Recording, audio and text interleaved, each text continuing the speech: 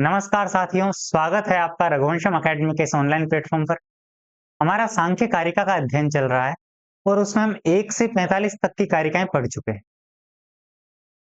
जिसमें हमने अनेक महत्वपूर्ण विषयों को पढ़ा जो परीक्षा की दृष्टि से बहुत महत्वपूर्ण थे। और आज का विषय भी परीक्षा की दृष्टि से बहुत महत्वपूर्ण है और वो विषय है प्रत्यय सर्ग, यानी भौतिक बौद्धिक सर्ग। और उसके बाद भौतिक सर्ग के विषय में भी थोड़ा सा पढ़ेंगे। तो आइए शुरू करते हैं विषय। उससे पहले पिछली क्लास में मैंने आपको एक प्रश्न दिया था, इसका उत्तर जान लेते हैं।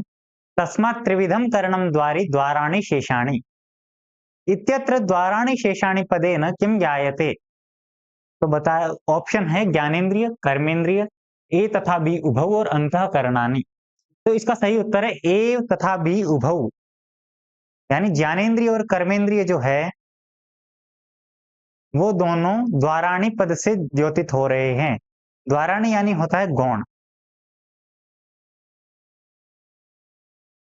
और त्रिविधम करणम द्वारी, द्वारी यानी मुख्य, तो मुख्य करण है अंतःकरण, ठीक है। और गौण करण है बाह्य करण, यानी ज्ञानेन्द्रिय और कर्मेंद्रिय। अंतःकरण कौन कौन से हैं? तो मन, बुद्धि, अहंकार। इस सब विषय को हमने बहुत अच्छे से पिछली क्लास में पढ़ा था। अगर आप पढ़ना चाहते हैं तो वहां पढ़ सकते हैं।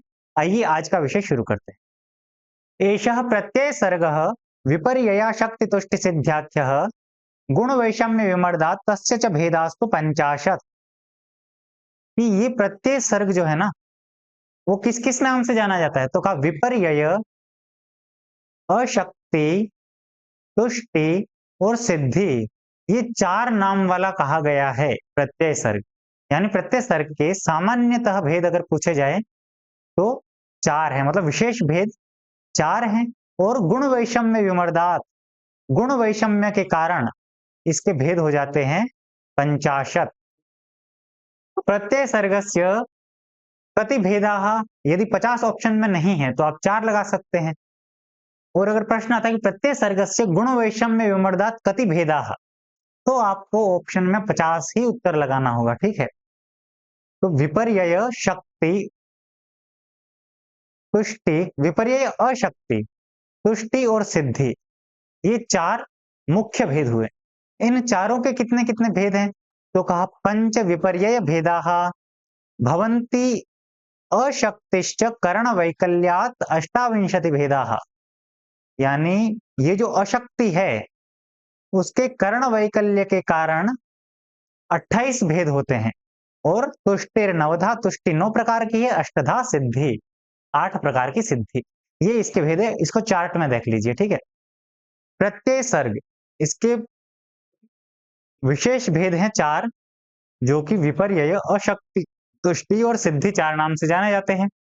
उसमें विपर्यय के 5 भेद हैं,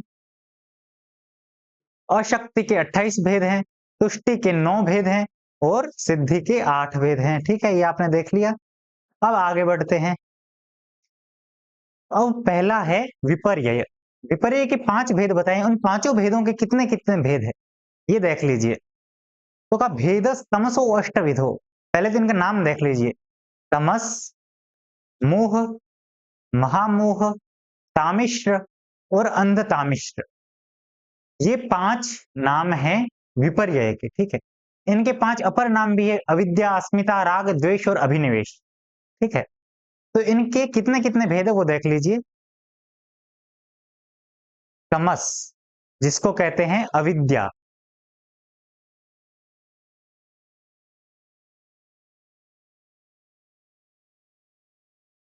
मोह, महामोह,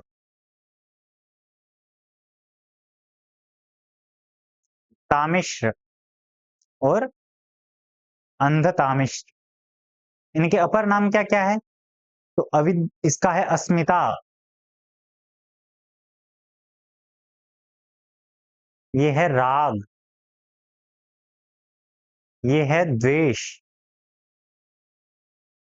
और अंधतामिश्र कहते हैं अभिनिवेश,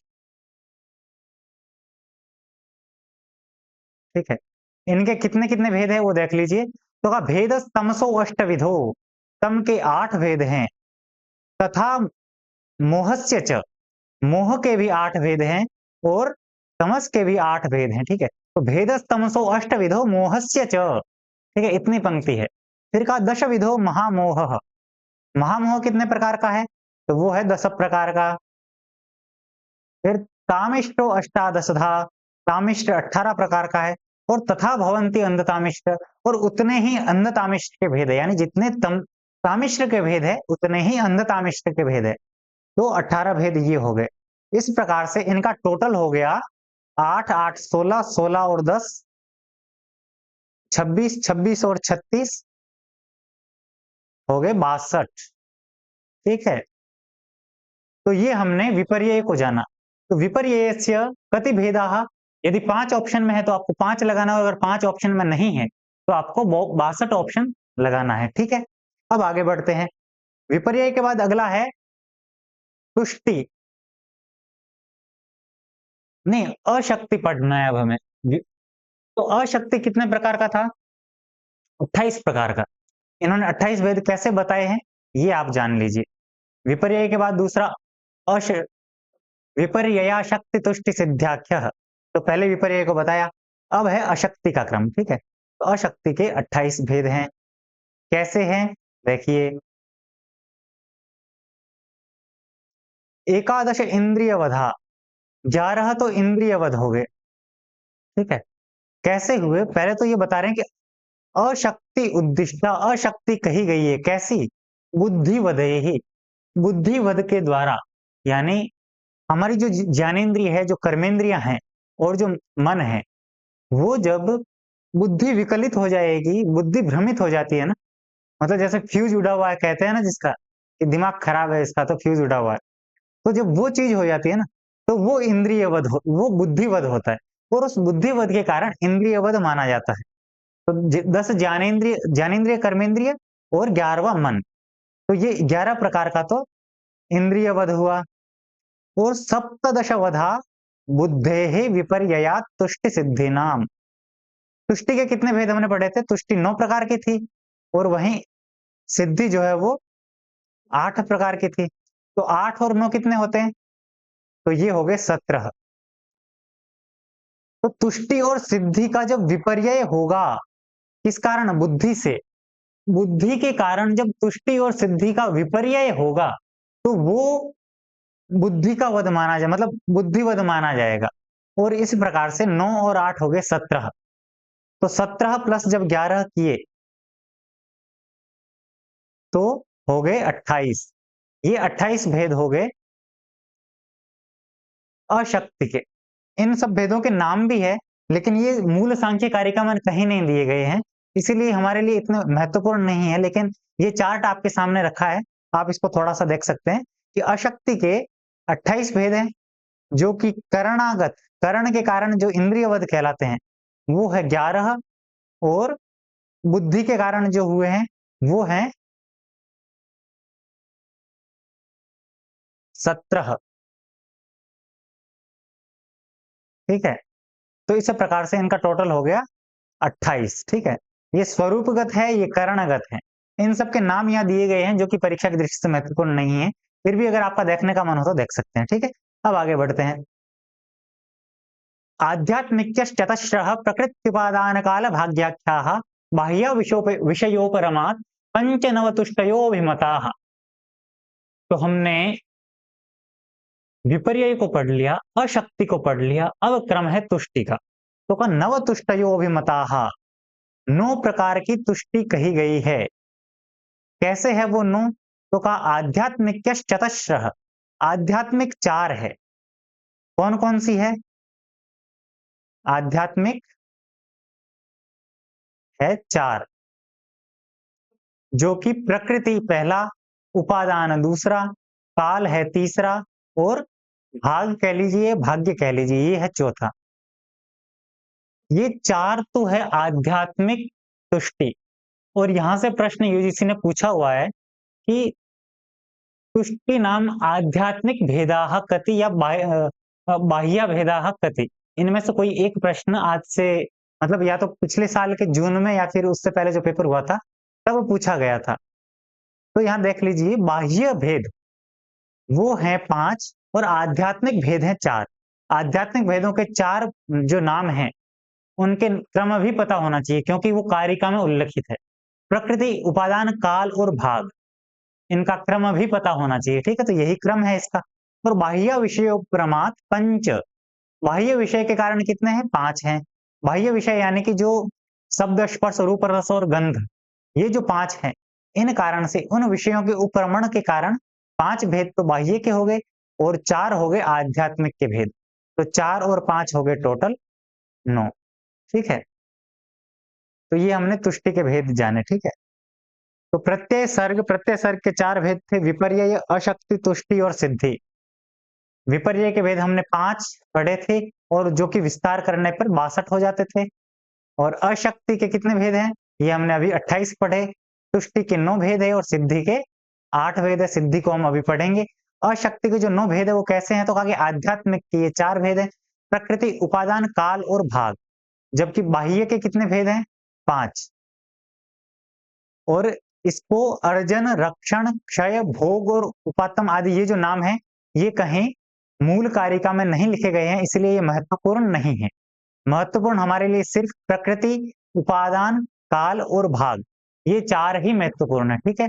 फिर भी आपका अगर देखने का मन हो तो ये आप देख सकते हैं। आगे चलते हैं। अब आया सिद्धि का क्रम। जो 4 प्रमुख भेद बताए थे, तो विपर्यय को पढ़ लिया, अशक्ति को पढ़ लिया, तुष्टि को पढ़ लिया। अब चौथा है,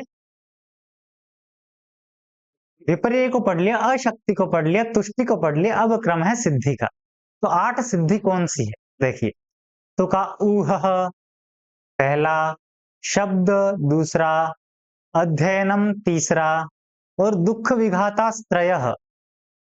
तो 3 सीधे ये दुःख विघात, ठीक है? तो 4, 5, 6 इकट्ठा लिख लेते हैं, ठीक है? और सुहृत प्राप्ति, ये हो गया 7वां और दान है 8वां। ये सिद्धयो अष्टौ, ये सिद्धि हैं। और इस सिद्धि के अंकुश हैं 3। कौन से? पूर्वो, जो पहले कहे गए, वो 3 अंकुश है। कौन से पहले 3 कहे गए थे? जो 4 थे, यानी विपर्य, अशक्ति, तुष्टि और सिद्धि। इन 4 में से पहले 3 कौन से कहे गए हैं? तो वो हैं विपर्यय,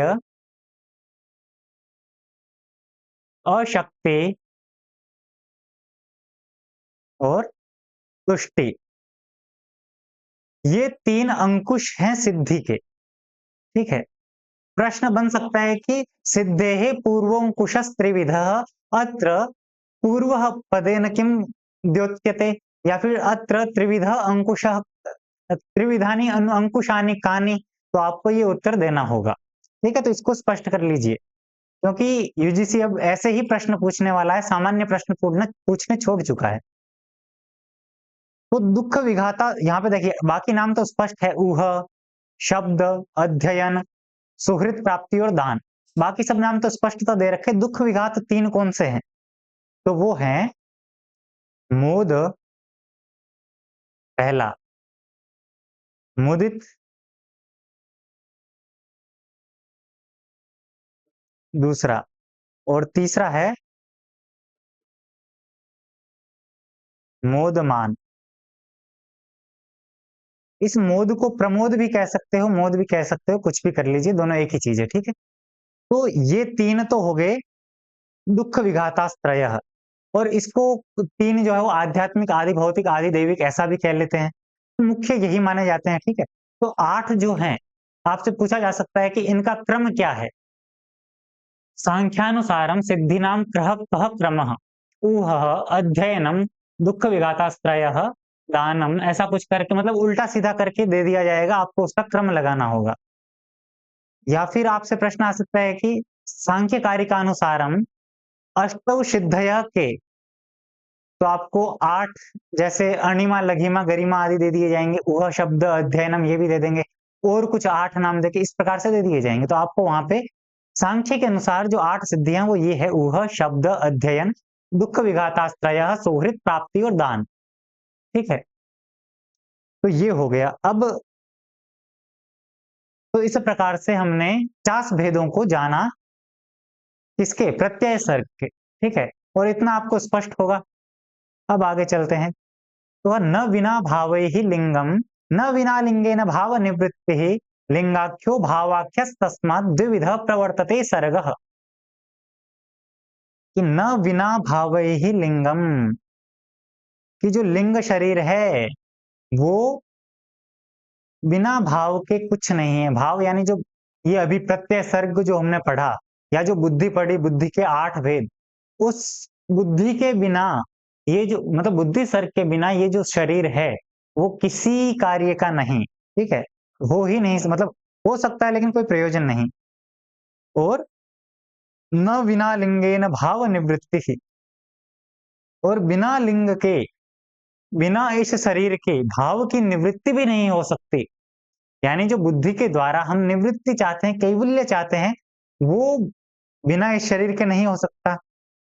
इसीलिए लिंगाख्यो भावाख्यस तस्मात्, और इसीलिए लिंगाख्य और भावाख्य नाम के 2 सर्ग इस सृष्टि में प्रवर्तित होते हैं, ठीक है? इसीलिए लिंगाख्य और भावाख्य सर्ग होते हैं। किस लिए? क्योंकि बिना भाव के, बिना बुद्धि सर्ग के लिंग शरीर काम का नहीं, और बिना लिंग शरीर के भाव सर्ग, बुद्धि सर्ग कार्य का नहीं। इसीलिए लिंगाख्य भावाख्य नाम के 2 सर्ग होते हैं। अब बता रहे हैं कि अभी तक तो क्या बौद्धिक सर्ग चल रहा था, अब भौतिक सर्ग कैसे होते हैं, भूतों की उत्पत्ति हो रही है, वो कितने प्रकार से हो रही है, तो वो बता रहे हैं। अष्ट विकल्पो दैवस, कि देवों की सृष्टि 8 प्रकार से होती है, ठीक है? देव 8 प्रकार से। तैर्यग्योनिश्च पंचधा भवति, तिर्यग्योनि के 5 प्रकार से होती है। मानुषकश्चैकविद, और मनुष्यों की सृष्टि 1 प्रकार से होती है। कितने हो गए? टोटल भेद हो गए 14, ठीक है? तो इसको अच्छे से स्मरण कर लीजिए। प्रश्न बन सकता है कि भौतिक सृष्टि कितने प्रकार से होती है, या फिर दैविक सृष्टि कितने प्रकार से होती है, तैर्यक योनि सृष्टि कितने प्रकार से होती है, कुछ भी प्रश्न आ सकता है। इसको अच्छे से स्मरण कर लीजिए, ठीक है? इसको चार्ट के माध्यम से भी देख लेते हैं। तो मुख्यतः 3 प्रकार से होती है, देवी विषयक, तिर्यक विषयक और मनुष्य विषयक, ठीक है? अब दैवी सृष्टि 8 प्रकार से होती है। ब्राह्म, प्राजापत्य, ऐन्द्र, गांधर्व, पैत्र, याक्ष, राक्षस और पैशाच। इनके नाम नहीं दिए गए हैं, लेकिन कम ही नाम है, इसलिए जान लेना चाहिए, ठीक है? और वेदांत सार में ये विषय आता है फिर से। दैवी सृष्टि का तो नहीं आता है, लेकिन ये जो तैर्यक सृष्टि और मनुष्य सृष्टि होती है, किस प्रकार से होती है, वहां पे चतुर्विध भूतोत्पत्ति आती है, तो उसको उस प्रसंग में पढ़ेंगे फिर से। फिर तैर्यक सृष्टि जो 5 प्रकार से होती है, कौन कौन सी है? तो कहा पशु, मृग, पक्षी, सरीसृप और स्थावर। अब यहाँ पे पशु का भी नाम आ गया है और मृग का भी नाम आ गया है। दोनों में अंतर क्या है? अंतर ये है, पशु यानी जो ग्राम्य पशु है, पालतू पशु है, वो सब पशु श्रेणी में आ गए, और जो मृग हैं वो सब वन्य श्रेणी में आ गए। जैसे सिंह के लिए हम संबोधन प्रयोग करते हैं कि मृगराज, मृगेंद्र। तो मृगेंद्र इसलिए कहते हैं क्योंकि वो जंगल के जंतुओं का राजा है, न कि जो हमारे पालतू जंतु हैं उनका भी राजा। उनका राजा सिंह नहीं है, तो इसीलिए ये मृग और पशु में भेद है। फिर पक्षी, फिर पक्षियों की सृष्टि किस प्रकार से होती है? सरीसृप यानी जो सरक सरक के चलते हैं, सांप आदि। और स्थावर, स्थावर यानी वृक्ष। तो ये हो गई 5 प्रकार की तिर्यक योनि की सृष्टि। और मनुष्य विषयक सृष्टि 1 प्रकार से होती है, और जरायुज कहलाती है, आप लोग जानते ही है। तो ये हमने समासतः भौतिकः सर्गः एवं जायते इति पठितः। अब आगे चलते हैं। ऊर्ध्वं सत्त्व विशालो रजो विशाल, ऊर्ध्वं सत्त्व विशाल तमो विशालश्च मूलतः सर्गः, मध्ये रजो विशालो ब्रह्मादि स्तंभ पर्यंतः। किस किस प्रकार की सृष्टि में किस किस प्रकार के गुण की प्रधानता रहती है, कौन कौन सा लोक रहता है उनका, वो बता रहे हैं।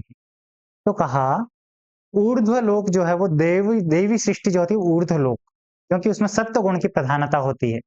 मनुष्य सृष्टि, मानुष्य सृष्टि जो मध्यम लोक में रहती है, क्योंकि उसमें रजोगुण की प्रधानता होती है। और अधम जो है वो तिर्यक योनि जो है ना, वो तमोगुण की प्रधानता के कारण अधम सृष्टि है वो।